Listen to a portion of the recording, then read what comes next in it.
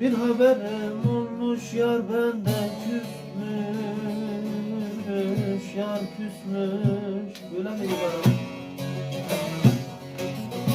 Çekmiş gitmiş bu canımdan ayrılmış, ayrılmış. Benim yarim beni perişan etmiş, yar etmiş.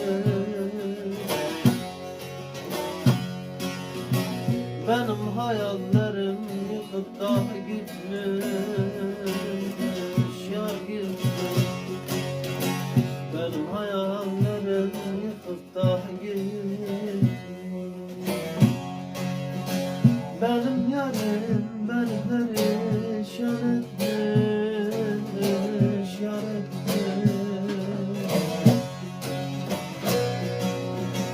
Benim hayallerim yıkıp da gitmiş, yar yar yar gitmiş.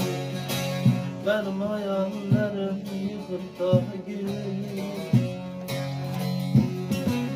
Dedik ya, karartma gönlünü deli gönül.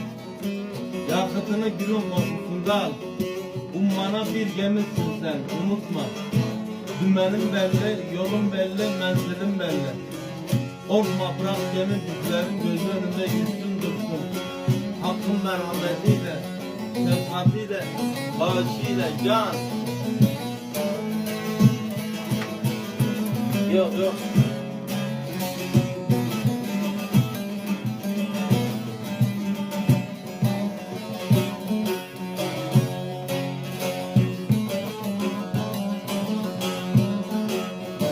Sen zanneder misin artık gülerim, gülerim.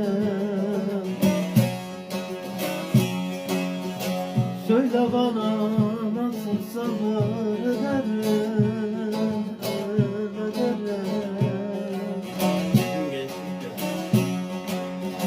Gün geçtikçe derdim artar giderim,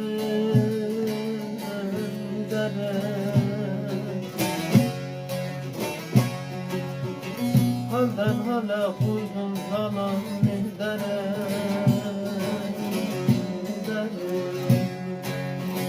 Benden aldım kalan giderim. Hüseyin'im ah çekerim elinden, elinden. Gönül tarmardır elin dilinden, dilinden. Bir soysuza bu can ağlar derimden, derimden.